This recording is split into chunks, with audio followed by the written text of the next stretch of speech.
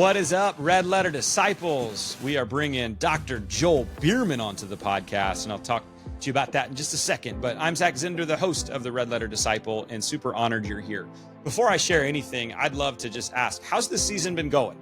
We want to steward this platform to help you become a greater disciple of Jesus, or if you're a pastor or church leader, to help your people become greater followers of Jesus. And so what direction would you like us to move in the future? Have you enjoyed the Lutheran specific conversations? These are some of the things that I'd love to know. And so one of the best ways that we know if this is making an impact is if you subscribe and follow or share or view or like or comment. That really does mean the world to us. And it helps us to kind of know if we're on track with not just what we think is important, but with what you especially want or need in your local context. And so if you have any thoughts or any questions, any opinions, any comments, you can also just directly email me, hello@redletterchallenge.com. Joel Biermann's our guest today. As I said, a super fun conversation. We talk about why we don't really need to work all that hard at protecting our Lutheran identity, why the point of the Bible, the main point, is not actually about a personal relationship with Jesus. That's interesting. So I can't wait to see what Dr. Biermann says on that. And then how to navigate having difficult conversations or disagreements in our church body. And why do confession and mission must always go together? I want to thank Red Letter Living, our sponsor. Our brand new resource is called Giving Challenge. It's a 40-day journey to get generous by following the words and the life and the model and the example of Jesus. And we're beta testing it right now in churches, and churches are seeing incredible results and generosity explode. And so how does that sound? Is that something you want in your church? If so, feel free to visit redlettergiving.com to find out how this resource can really fuel generosity in your church, to not only fund your God-sized vision, but to help people experience the joy that really does come in giving and a life of generosity. It's been a journey over the last 2 years to create this, and we're so excited it's finally out. And like all of our 40-day challenges, it comes with a load of free resources that we want to be generous to you. So we have sermons and small groups and kids curriculum and graphics and you name it. Redlettergiving.com. You can get in and launch that challenge as early as next year, New Year, Lent. Why not? Let's do it. And so, hey, if you haven't already, I mentioned we want this podcast to serve you and what you want and what you need. And so rate, review, follow, subscribe. And without further ado, let's get to today's episode with the Reverend Dr. Joel Biermann. Let's do this. Well, we've got an amazing episode today. Super honored to have a former professor of mine at the seminary, Dr. Joel Biermann, on the Red Letter Disciple podcast. He has been a professor at Concordia Seminary for more than 2 decades now, which is pretty awesome.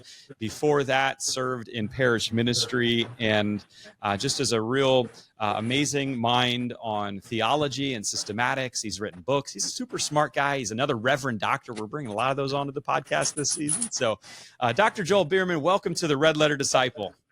Good to be with you, Zach. It's good to be with you. Hey, I also saw in your bio, I also listened to the debate not long ago on Christian nationalism, that you grew up in Nebraska, which is where I am. Are you a Husker fan? I am. Okay. I grew up in Oxford, Nebraska, in the southwest corner back during the Devaney days. So the early 70s. I was Johnny Rogers, Jeff Kinney, all that, those days. It's amazing. I moved there in 93, obviously Osborne days, and we won the championship in 94, 95, and 97. And I was like indoctrinated in this. Oh, yeah. And then it's been about 3 decades since it's been a long, hard slog over the last few decades, no doubt. Amen to that. But yeah, obviously we're recording right before the season's starting. So we've had some games. I'm hoping by this point that Dylan Raiola and the team is dominating this year, because every year we say this is the year. But this is it. That's right. So anyway, thankfully, our hope is not built on Big Red Husker football, but on Jesus and him alone. So thanks again for being on the podcast today. You were my professor, I think, for systematics 1, 2, and 3. I didn't get to you for 4, but I did genuinely really appreciate your style, your approach, the passion you bring to systematic theology. So I'd kind of just love to know, like, where your passion or love for systematic theology began. Yeah, it probably began when I had Dr. Nagel as a student back when I was going through the seminary. I had the standard sequence, which was different from when you went through. We just basically read through Peeper volumes 1, 2, and 3, just kind of cranked straight through. And so it was kind of a slog. And then I had Norman Nagel for Systems 2 for Christology, and he just blew my mind. Yeah. Just the way he connected everything together and the way the gospel predominated through it was just delightful. And so ever since I've really become to appreciate the reality that doctrine is really nothing more than God's truth. And if we're going to live fruitful, meaningful lives and do things that matter, we probably should pay attention to God's truth, since he created things and knows what he's doing. And so the increasing awareness of how God's reality impacts every single part of my life just makes it more and more and more compelling. So I just get excited about what it means to be human and how to live that way in the right way. Amen. And this, at the end of the day, we're having some really LCMS focused conversations this season on the podcast, but all right. It's a really discipleship focused podcast though. And so I'd love to know, like, why should every disciple of Jesus, whether we, go to seminary and get trained and do it, obviously it makes a lot of good sense for us seminarians who become pastors, but why should every disciple of Jesus, not just those of us who are trained in ministry, care about systematic theology? Oh, you've got to. Systematic theology, people like, well, what's systematics, And when we talk about the 4 departments of the seminary, and this goes back to Schleiermacher, who split things up these 4 ways, and we've been doing it ever since. So you've got exegetical, learning how to read the Bible. Great. History, got to know where we came from. Practical, oh, that's important. Preach, lead meetings, counseling. And then, well, what else is left? Covered everything that matters. Well, then there's doctrine, and that's us. That's systematic theology. So all systematic theology is doing is basically taking God's truth that he's revealed to us and articulating it in a way that matters for the culture around us. So systematic theology, by definition, is always changing. And this kind of freaks people out. Oh, you mean God's truth is changing? No, his truth is consistent, but the world's continually changing. And so the way we talk about God's truth is continually changing. So if we're going to pay attention to what it means to live a right life in this world, we need to pay attention to God's doctrine. It really gets me fired up when people say things like, oh, doctrine doesn't matter, don't need it. Oh, what are you talking about? You can't say anything about God without it being doctrine. And, well, it's just ivory tower. No, it's not. Some of it can get ethereal and some of it can be detached, but when doctrine is working the way it should, and systematic theology is working the way it should, it's inherently relevant. It has to be, or it's not systematic theology. That's good. And so what would you say, because I think, again, there's kind of 2 categories of listeners that I'm obviously stereotyping here. There's the one who is a Lutheran leader and has gone through seminary and has gone through Peeper and has gone through systematics. And then there's the other just everyday follower of Jesus. And so I'd kind of need to hear from your perspective on both of those. If there's a former seminarian who's now in ministry that I should beef up on my systematic theology. What would you recommend to that person? And then we'll talk about the everyday follower after that. Well, the whole point of seminary is to form you. Yeah. And and that's kind of the goal, is to shape you into a way of operating, a way of thinking, and to give you the frameworks and the tools. Those you're kind of stuck with. Once you've got them, you've got them. Right. You can learn some stuff, but as far as keeping up with the academy, I've never been a big fan of that. I'm kind of convinced that parish pastors need to focus on taking care of their flock. That's what they should do. And dabbling in academics, maybe if you got interest or time, but I never did. When I was my parish ministry, I didn't do anything academic. And I would readily admit that. I did 11 years of taking care of people. And if I read something, it was for a Bible study idea or a sermon idea or something to help people. That's what I did. And the idea of just learning to learn, no. Yeah, there was just no time. Not if I was going to be the father and the husband and the pastor I needed to be. And so I don't know that parish pastors need to beef up on their systematics. There's always stuff you can read that might enhance your understanding of God's reality and how you communicate it. That's absolutely there. That can be there. But again, like I said, my motive was always to, what's the immediate application? What's the payoff? So far as the average layperson, man, there's just a lot to learn, and you should go after it. Learn the basics of the church's teaching. The more you learn, the more you see how it all hangs together. The more you see the difference it makes. The more you see the impact it has on all of life. And so I can't stress enough how much I think everybody needs to learn doctrine. my biggest complaint for parish pastors, frankly, is that they tend to hold out on their people, and they think that people aren't interested or are incapable, which is a really slam, but they act like, oh, they wouldn't care about the Book of Concord. They wouldn't care about the Augsburg Confession. My experience is the exact opposite. Yeah. And that parishioners, even those who aren't in conservative, hardcore churches, they love learning that, oh, this is what the church teaches. Oh, this is cool. And so I think pastors need to be much more aggressive in giving people solid stuff. The reason people don't want to learn is because what they learn is being taught to them in an insipid, boring way. And how did Peter feel when he stepped out of the boat? I bet he was scared. Oh, there you go. All right, there's the big learning for the day. And come on, and we can do a whole lot better. I think that's why I enjoyed having you as professor, because you just say it how it is, and I appreciate that. Whether or not I always 100% was with you, I'm which most times I was, but right. I really love that thinking. And are you seeing this too? I'm kind of sensing that, especially amongst younger generations, that they're looking for something a little bit more so these days. I feel like in past, that is kind of more tied down to something historical, tied down to something that has some roots and is not just so flippant and in a day where everything changes. No. Is that what you're seeing? Yeah, absolutely. I mean, we live in a nihilistic world. It's been called a world of normal nihilism. So the contemporary Western culture, all of Europe, all of America, Canada, and pretty much increasingly the rest of the globe, because our influences keep spreading, because of the technological world we live in, everything gets communicated like that. And so things are happening very quickly and influence is there. But we live in a nihilistic world where the premise is that there is no foundational truth that guide reality.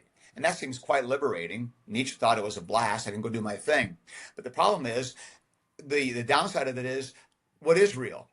What is meaningful? And the existentialists realized this in the mid-20th century, and Camus says the only real question left is, why not suicide? Well, that's pretty bleak. And so you're exactly right. In the face of nihilism, people are looking for something real beyond their affinity for the Cornhuskers or the Green Bay Packers, or beyond their commitment to saving the world, by stopping climate change. Those are all self-chosen things. What's real? And so there is a yearning for people to find something grounded. And so they turn to historical things. And they'll turn sometimes to conservatism. We just need to hang on to the past. And that becomes their God.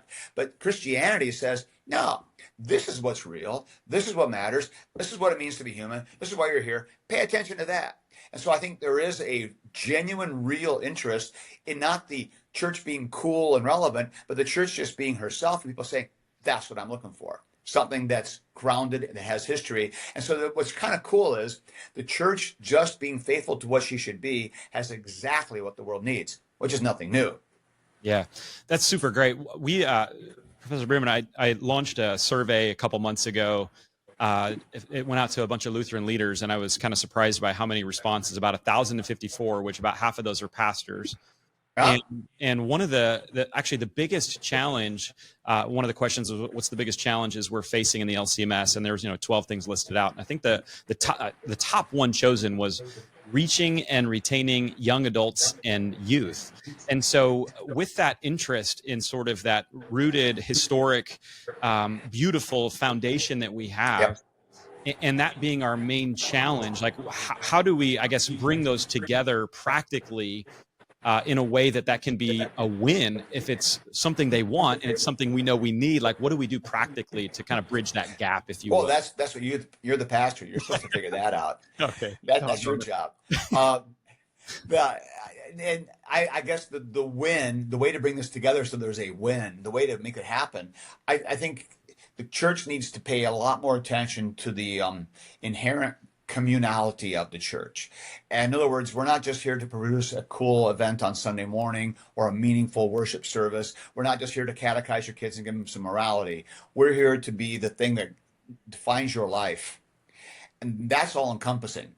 And there are some people sitting in our pews who have no interest in that. But we have people sitting not in our pews who are interested in exactly that. They want something that's going to give them meaning and define their life. And so I guess what I think the church should be doing is getting even more zealous and more serious about being who she has always been. And the great model for this is the early church. We met in people's homes. We hung out with each other. We enjoyed being with each other. We challenged each other, and we grew to follow Christ. That's what it looks like. And so it's not like magic. It's not some program. It's not some huge conference we all have to go to. It's all get faithful and start spending more time. And probably one of the biggest concrete things I think churches should be doing is creating more things in the schedule for people to do all the time. Midweek worship year round, midweek catechesis year round, a midweek meal every week, every week, where we all get together and have this time together for the whole congregation. These should be standards in everybody's schedule. And people say, I can't have time for that. Then whack out stuff that doesn't matter, because that stuff's priority. That's cool. Yeah, I think that's amazing. And yeah, there's a lot of practical things that I think if we're going to be that and offer those things, we need to look at probably everything that we are doing in our time, because I do know that there's a ton of pastors out there that are listening to that are like, yeah, that sounds really great in theory, but gosh, look at my calendar and look at what I'm doing. And so how much of that then, if I go forward with that, is, I think, okay, so one of the difficult conversations that I think, I don't know that everybody's, in the same wavelength on, is there's a number of LCMS trained pastors that are out there kind of feeling like I'm the shepherd and I've got to be the one to give care to everybody in my church. And there's another segment of pastors that are like, no, we're going to raise up small groups or Bible studies or connect groups, whatever you want to call them. And we want to train these people to actually do Ephesians 4, equip the ministry, saints for the ministry. And so where do you fall in I guess that spectrum? Yeah. Because I hear a couple of different, and like, I pretty clearly fall in one camp, but if it's that one camp where the pastor's got to do all the care, and then you're telling me, Professor Biermann, I need to organize midweek meals and I need to do this, and it's the pastor that's got to do everything, then I'm tapping out. Yeah, no doubt you are. I guess to answer to your theoretical question, kind of underneath things, I would say that anytime you pit people and pastor against each other, you're in trouble. It's never a matter of who's really in charge, who's really doing the ministry, who should the source be. If you pit pastor and people against each other, you've already missed the whole point, because there's no competition. It's not like the pastor really is the one who's in charge and the people help him out, or the people are the ones who really do the ministry and the pastor's just there to equip them. I think both of those ideas are messed up. Because I would say the pastor is the shepherd put there by God to make sure the means of grace are being delivered and that his people are being trained and equipped. That's his call. But what are the people put there to do? They're there to do their vocations, and do their vocations with joy and zeal, and in those vocations to bring the reality of God to bear in everything they do. And so it's never a competition. Do I want people going full tilt into their vocations and doing all kinds of stuff, leading groups and organizing things? Absolutely. Is that a threat to the pastor? Absolutely not. Do I want pastors being absolutely at the forefront, leading stuff and teaching and training and saying, I'm in the pulpit because that's my call. I'm the lead teacher because that's my call? Absolutely. And I'm not crazy about pastors becoming the organizers and that's all they do. That's a CEO does. Pastor's a shepherd, and he needs to act like a shepherd. But his sheep are absolutely capable of doing all kinds of awesome things as the priesthood are baptized. So there's never a competition. And as soon as there's a competition, there's a pathology. Yeah, that's good. I appreciate that. And so let's talk about those leaders, those pastors. And I know there's a lot of buzz right now about pastoral formation.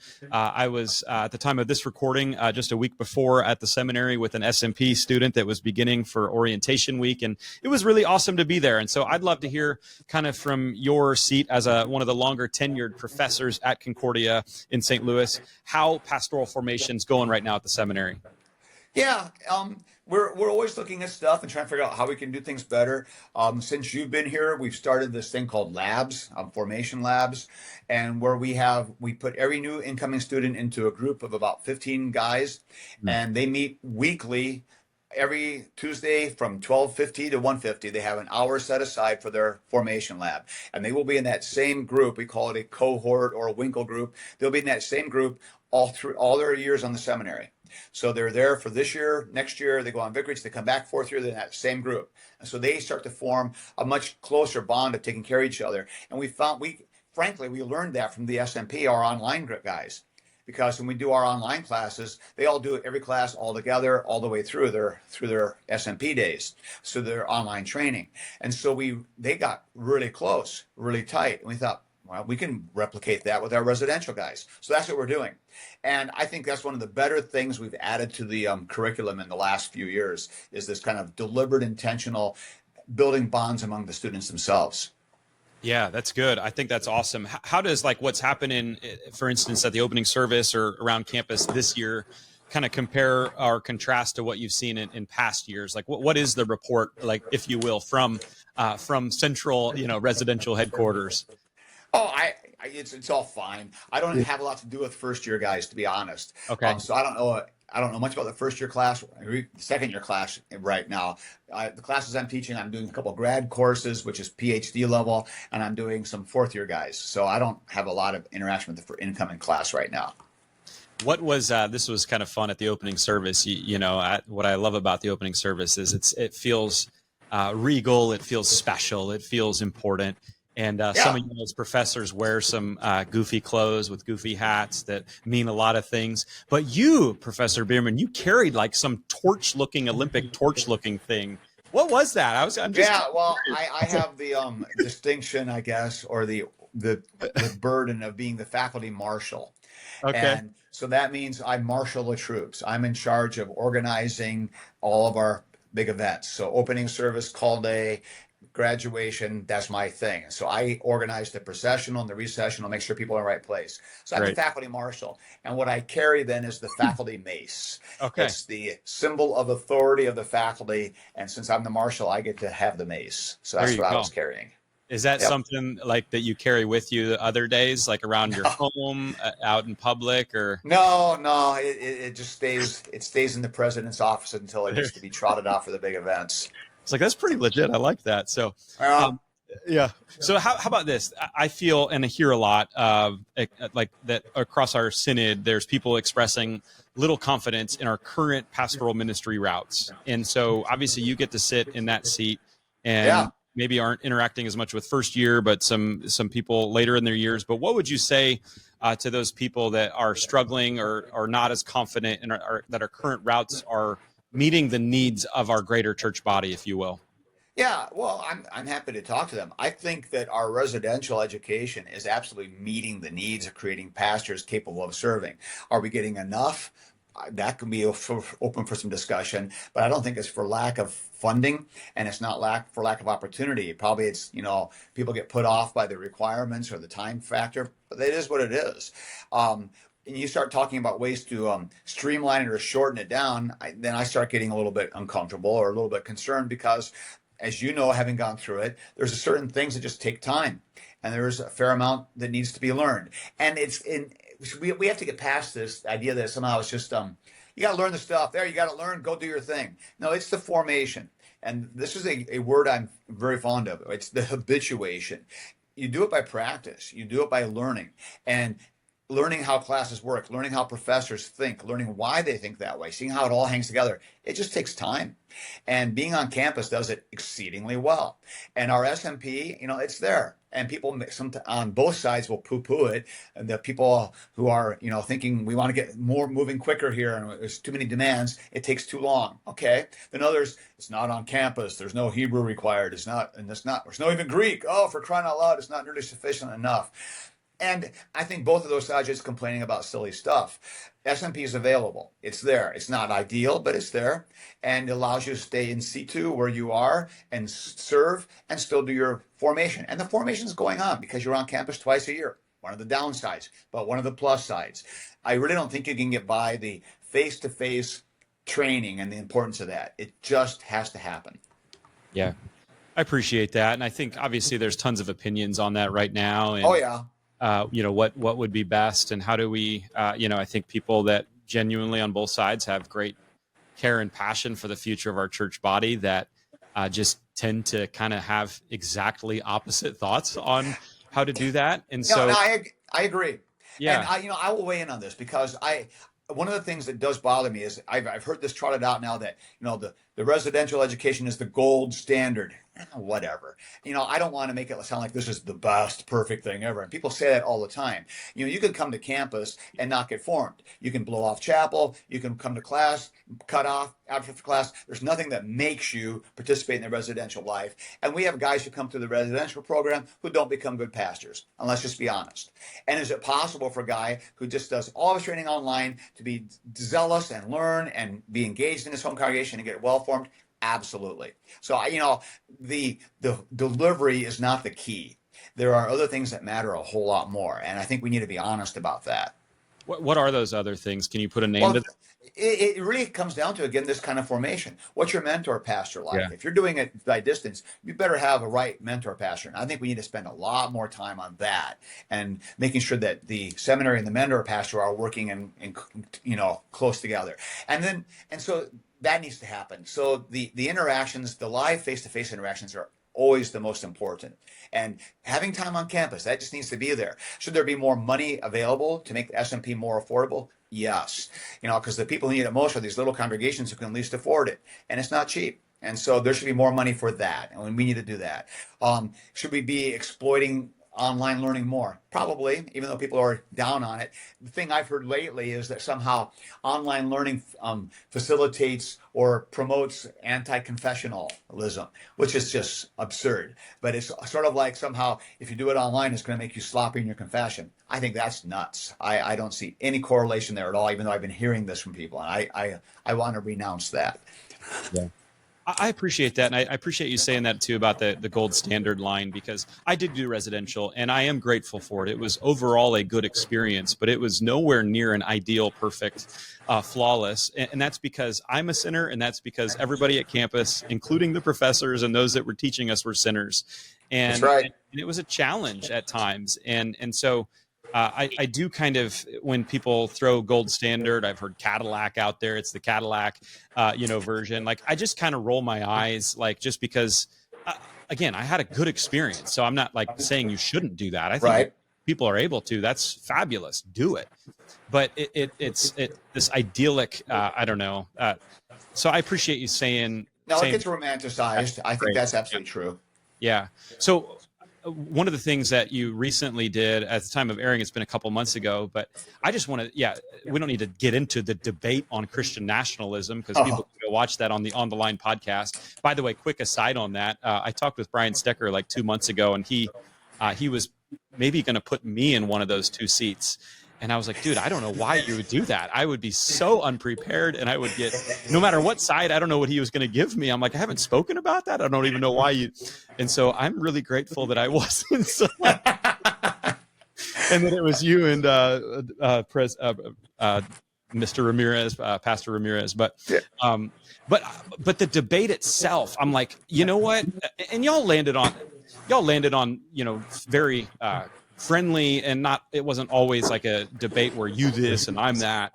Right. I just appreciated that we can actually have different opinions about important things and that we're talking with one another.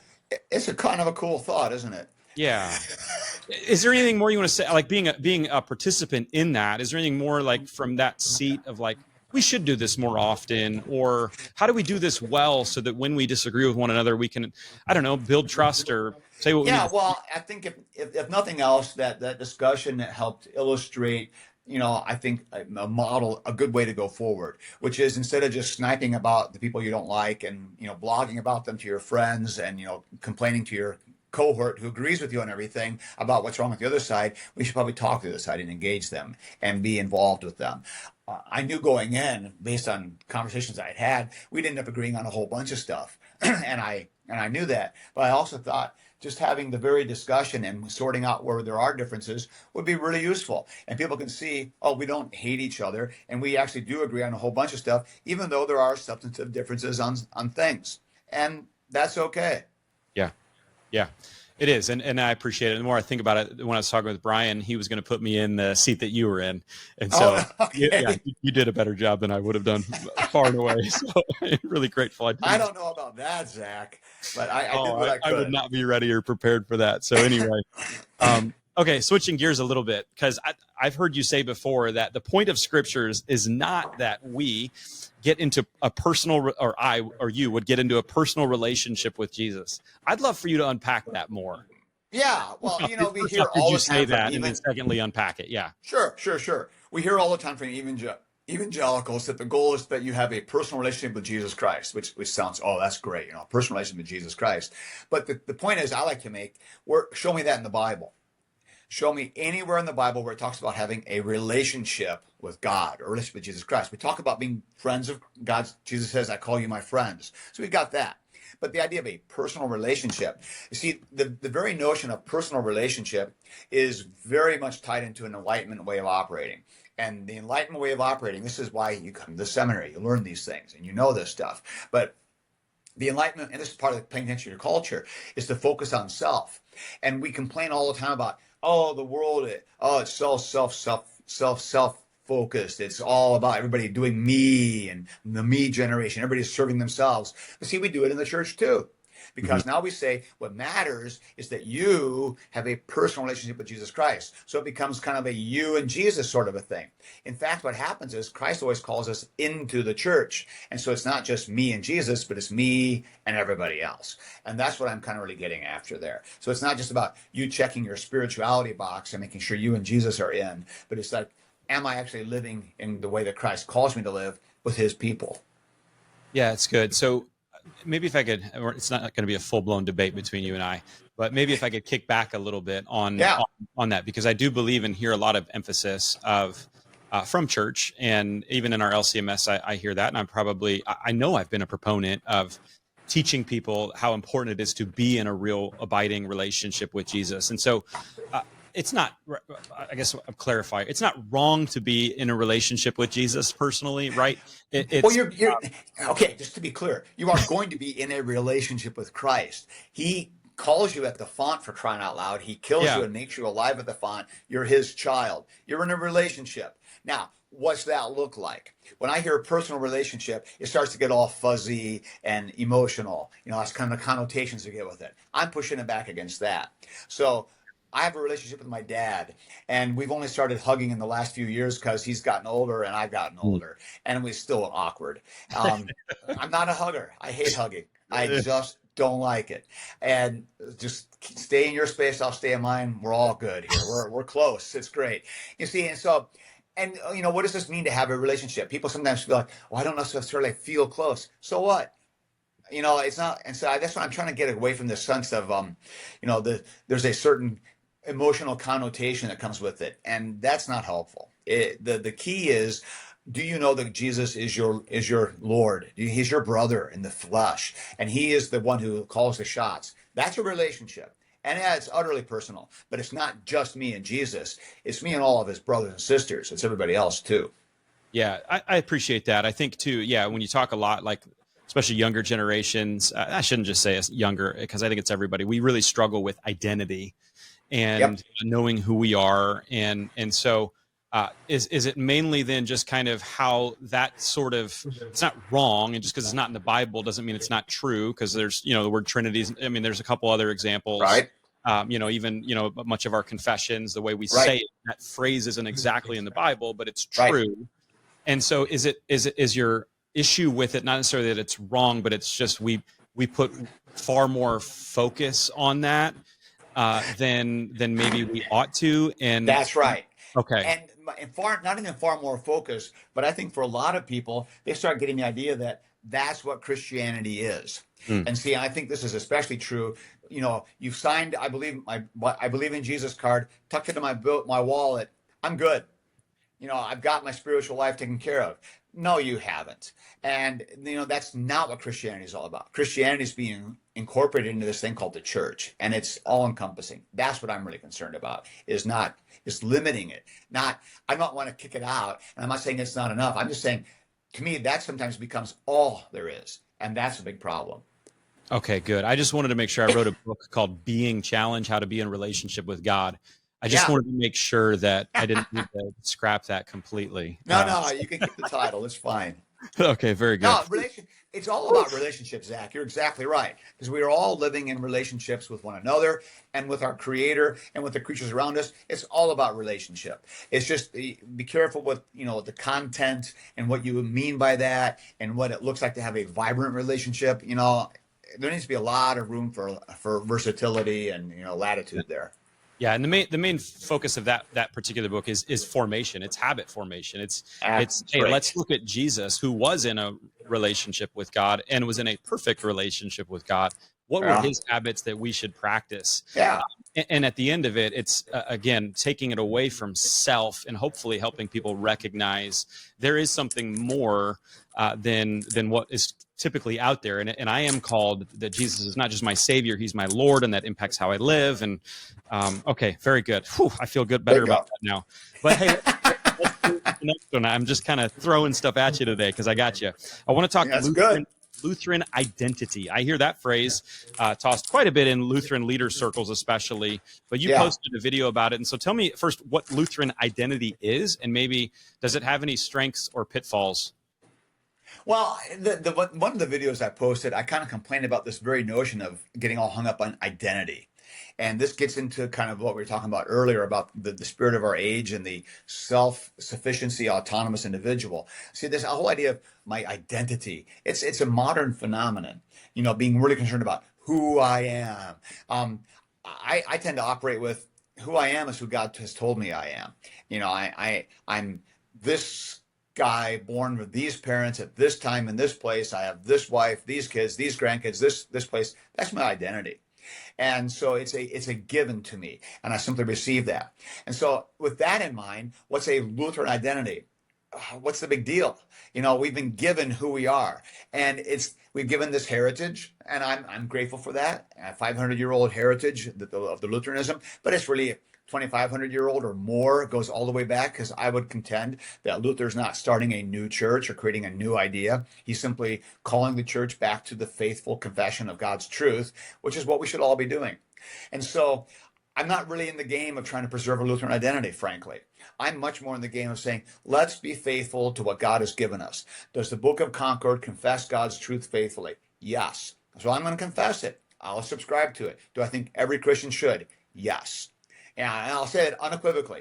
And do I think the Book of Concord is right for every Christian? Yep. It's not just a Lutheran thing. And see, this Lutheran identity starts to sound like this is our little thing. You guys going to do your little thing. No, this is God's thing. And what we have is true for everybody.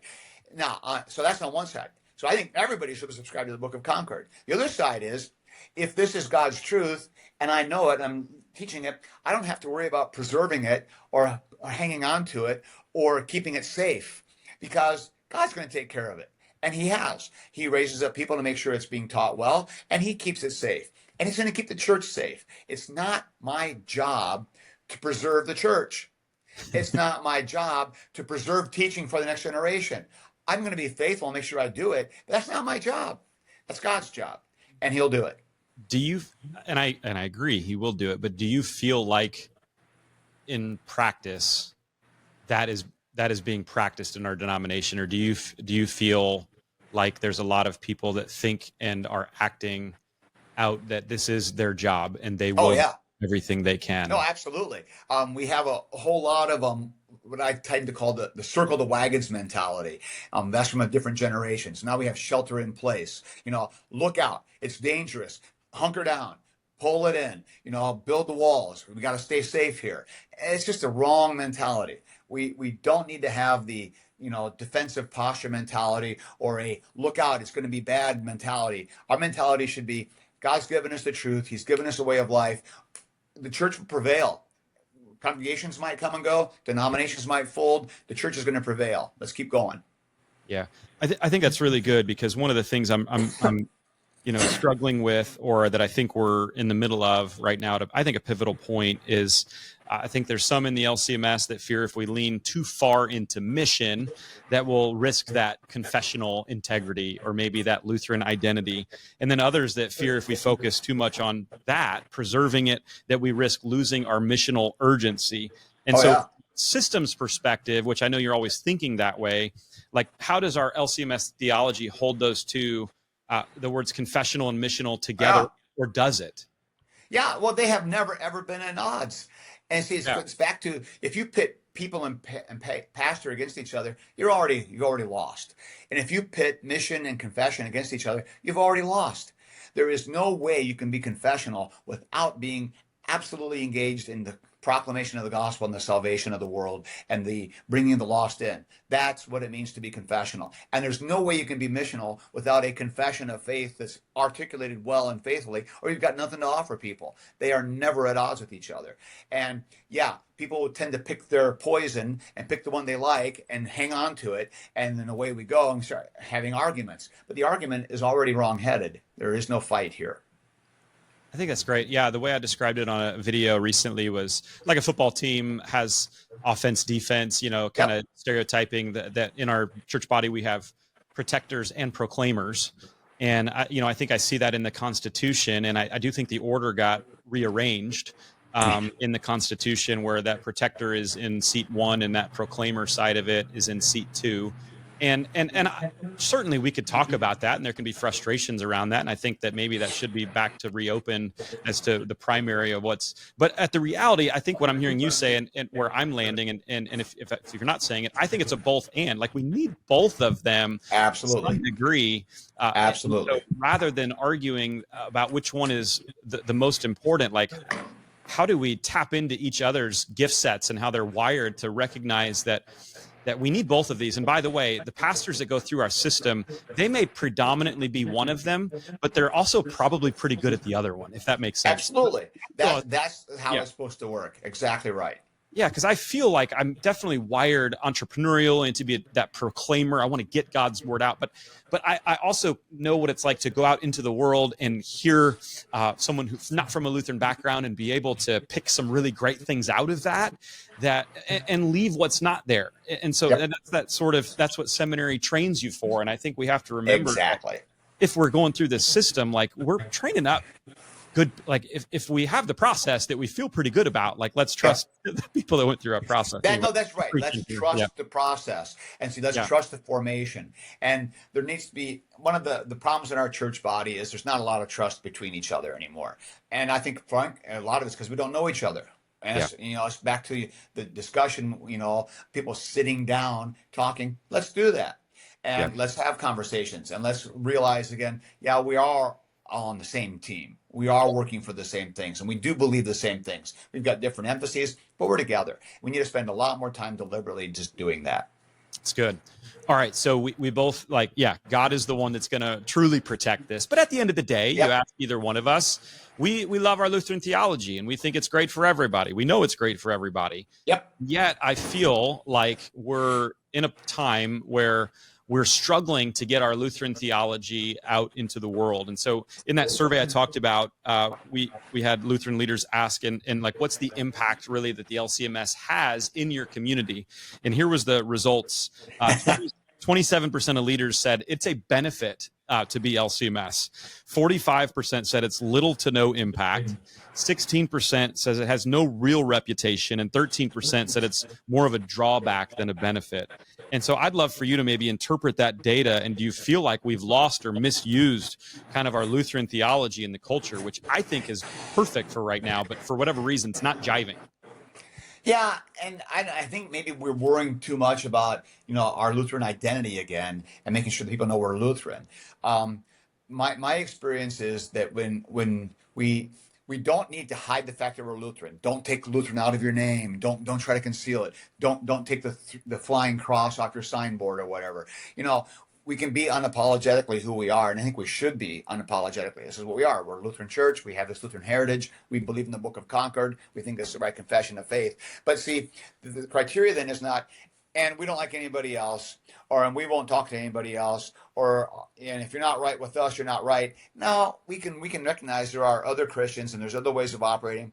And I think my concern is that we should just be about our business and not worry so much about our marketing. Mm-hmm. About what's name recognition? How do people feel about us? What they feel is what they encounter. And so if our people in our pews are going out in their jobs, in their families, in their workplaces, in their schools, and they are saying, I go to this Lutheran church and I like it. and here's the kind of person I am. And if they see people see this guy's got his act together, he's a stand-up dude. I like this gal. She cares. She lives her life the way she should. And then she goes to that church. There's the witness. That's the compelling thing. And so we should be encouraging our own people just to be more verbal about who they are. We don't need to start sticking Luther bumper stickers on our cars or, on our water bottles to prove that we're how Lutheran we are. We just need to be verbal about it and not ashamed when it does come up. And do you think that our theology and the way that we're going about getting our theology into the world and culture right now, are we doing that well or advantageously? No. Like how do we change that? I don't know. I agree. Those are great questions. I don't think we do it by a marketing blitz. I don't think we need to start taking out Super Bowl ads with LCMS loves you, or something. I don't think that's the way forward. Yeah. And probably from an entrepreneurial standpoint, if we spent hundreds of millions on an ad campaign, we could probably raise our name recognition. Would that bring more people to our churches? Probably not a lot. But if we start just becoming, in our own lives, in our immediate communities, in our neighborhoods, the church that gives a rip, the church that people there seem to be the real deal, now that has a little more traction. And we got to start teaching our people on the local level to be much more willing to talk about the things that matter in life and tell their friends who are struggling or who are having questions like, you want answers? I've got them. My pastor's got them. My church has got them. Come on, let's hear some answers. And we need to be a lot more aggressive there on a local level. That's good. On the local level, I totally agree. I think how do we produce those disciples that are those people that are you people want to be around because that person's awesome. That person, I love being around him or her who's really living it out. I think from a national or even international theological how do we get that's why I particularly I appreciated the debate with you and Dr. Ramirez, because at least there's a Lutheran voice speaking about Christian nationalism. And whether you agree or not, or whether you fall in the middle of either of the two guys that talked, I think that sometimes those of us who are more vocal and maybe who have opportunity to talk about some of these things in a manner that may actually reach people sometimes are the ones that I feel like don't get trusted or maybe have to take bullets for questioning our motives. And it's like, man, if everyone else out there is doing it and it's effective, that doesn't mean that we have to or that we should, but it also doesn't mean that we maybe shouldn't look at it. Right. Use the means we have. That's right. We have. The Lutheran Church has always been on the kind of front edge of using technology. I'm not a fan of just using technology because we can. There's a time when I've seen congregations where people are texting in stuff to the pastor during the sermon. That's a gimmick, in my opinion. I was like, come on. But can we be using our technology a lot more wisely? Absolutely, and we should be. Yeah, and I think that's so important too. I feel like if we were ahead, have we fallen further behind, and what ways can we do that? But then again, having that trust for those voices or those that do take this message out, I think that's so important. So my student, SMP student, was in one of your classes at orientation. I said, hey, I'm having him on the podcast, so if he says anything, write a couple questions for me. So he couple questions. So this is from an SMP student. All right. But also fits with the theme. For some in the LCMS, he says, discipleship can be an uncomfortable term, wanting to avoid emphasizing our works on striving. So how do you understand discipleship from a Lutheran theological frame? Yeah. Well, discipleship is not a dirty word. I've always been stunned by people in the LCMS who sometimes think that discipleship is a questionable word or a dangerous word. It's like, give me a break. Right. Disciple just means you're following. And so am I following Jesus? Kind of a biblical idea. Discipleship, kind of a biblical idea. And if Lutherans feel threatened by discipleship, they don't have their theology straight, even close. Just read the large catechism, for crying out loud. It's all about discipleship. And so this has been in our DNA from the very beginning. And anybody who has a problem with it is probably a Logos reductionist, and that's another issue altogether. So yeah. Is it primarily in our overall church body, just the fear that if we focus on sanctification, focus on our works, that we lose sight of justification? Exactly. This is the age-old problem. It's been talked about in every single generation, every single century the Lutheran Church has been in existence. There's always Yeah. been this fear that if we do too much works talk, if we do too much sanctification talk, justification by grace through faith in Christ will somehow be compromised, and we'll lose the stronghold there. And that's the fear. Robert Bene, I was just reading him yesterday in one of my classes I've got on theological ethics. He points out that people sometimes suffer from Lutherans from soteriological reductionism. So we're so concerned about salvation and about justification that we have no room for anything else. That's true. And that's a problem. Yeah. Yeah, I truly believe that. And like, that's where a lot of our resources, they are going to be like, we write 40-day challenges as our kind of our niche, but they're going to challenge. It's going to be something to do, because at the end of the day, we're hearers and doers. But we hear that all the time of like that you're works focused, sanctification focused. And I'm like, maybe, but it's also coming from a Lutheran perspective, and we put tons of grace in our materials and know that like it's not about our perfection, and we're just not that intimidated or scared to challenge people to do the works of Jesus. I feel like that's exactly what a thought. What a thought. Do, right? Maybe anyway. if we're Christian, we should look like Jesus. What a thought. That is a new thought. I'm going to think about that. All right, here's one more question you had. Why is it important to be people of joy as we're following Jesus together? Because God redeemed us to delight, and because he redeemed us and restored us, not so that someday we can escape this horrible world and go off to a perfect place, with our spirit wafting up to heaven. He redeemed us to be the creatures he created us to be in the first place. And the creatures he created us to be are embedded, materialistic, grounded creatures serving his creation by serving those around us. And when you do what you've been created to do, it's good. It feels right. It clicks. And there's a delight there. And if we are always going through life with a sour expression and are concerned and heavy laden and worried about everything, we're missing the whole point of salvation.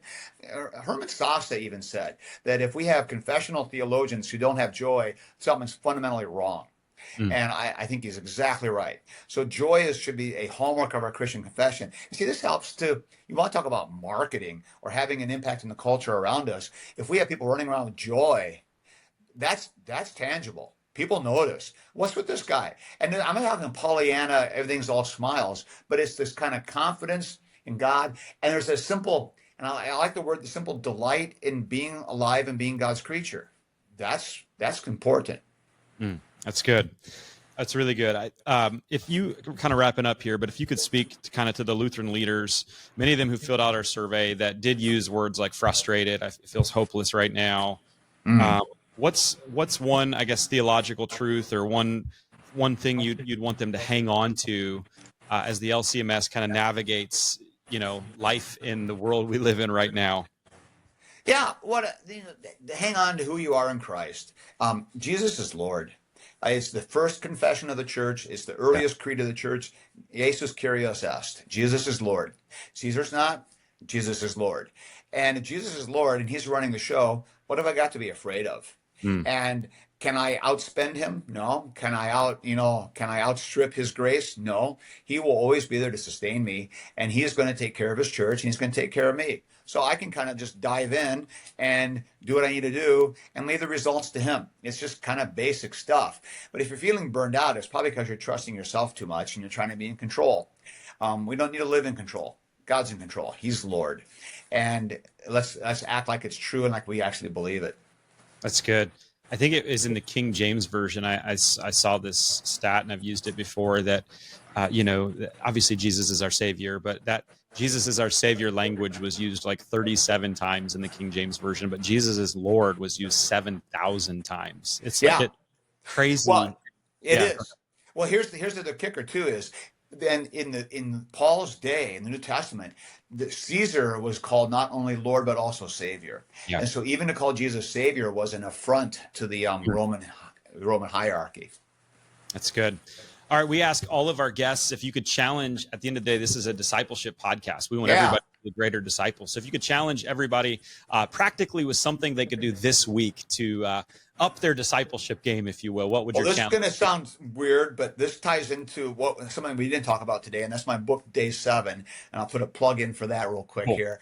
But the whole point in that, what I'm getting at, it ties into this delight thing and what it means to be living in tune with God's ways. So here's my challenge, which is this week, spend some time actually contemplating and delighting in and celebrating an ordinary part of your neighborhood.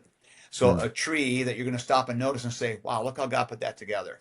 Or a lawn that somebody's got well manicured, or a park, or a cloud formation one day. Don't just blow past it. And I'm not saying stop and smell the roses. I'm saying slow down and start to notice the beauty of God's creation around you and the people around you. I don't care if it's a person or a pet or a tree or a cloud or a sky, but I want you to stop and say, wow, look what God did, how he put that together. Try to see it with the eyes of one who is delighting in what God put there for you to simply enjoy. That's good. And maybe even delighting in a Husker victory this Saturday. That'd be all right too. Yeah, there's joy in that. Amen to that. I love that. Where can people connect with you or grab that Day 7 book you were talking about? Day 7's, you can get it on Amazon. CPH sells it. Right. So far as the book is concerned, I've got a YouTube channel where I got videos. You've mentioned a couple of my videos. They're all posted there, and that's just YouTube / Joel Biermann. So it's just first and last name, real simple. Great. And we'll put the links to the book and to the YouTube videos awesome. In our show notes for sure. All right. Anything, Professor Biermann, that I didn't ask you or that you want to say before we take off? No, I think what you're doing is on the right track, Zach. We're using technology. You're making the most of it, and you're taking what you've learned and you're applying it. Have at it. This is what we need to keep on doing, and keep dialoguing. I'll end with what I always tell my students. When you've got a problem with somebody else, if you're not going to talk to them about that problem, you have nothing to say to anybody else either. And so the dialogue needs to stay open. It's great that you're doing that and you're having dialogue across all kinds of different channels. Keep it going. Awesome. Well, thank you so much, Professor Biermann, for coming on Red Letter Disciple. I think everybody can realize why you were a joy and a delight to have as a professor at seminary, even though sometimes the grades you gave back to me weren't that joyful and delightful. That was my fault, I guess. All right. I don't think so. I'm pretty sure that was my fault. All right. Zach, it's been a pleasure. God bless you.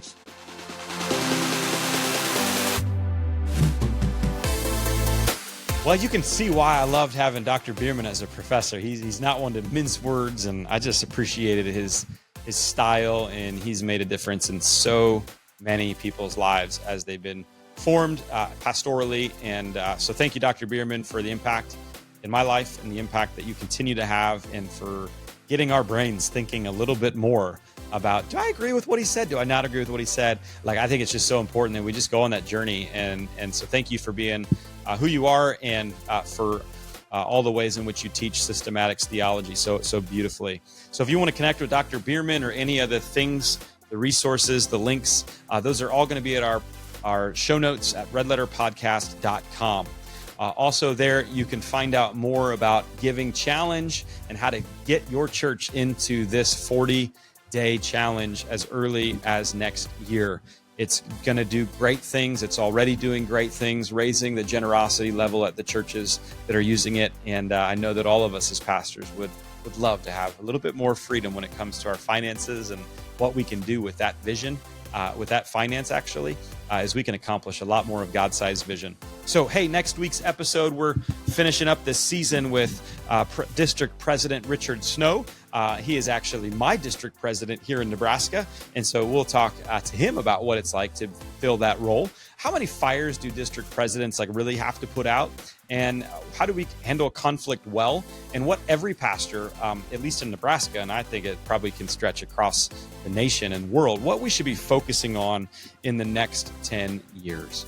And so all that's happening next week on the Red Letter Disciple. And so I hope that you join us and that you don't miss it. And the way you don't miss it is follow and subscribe. And that way it'll pop up automatically next Tuesday. I have no idea how that works out, but technology is great. So we'll see you next Tuesday. God bless you.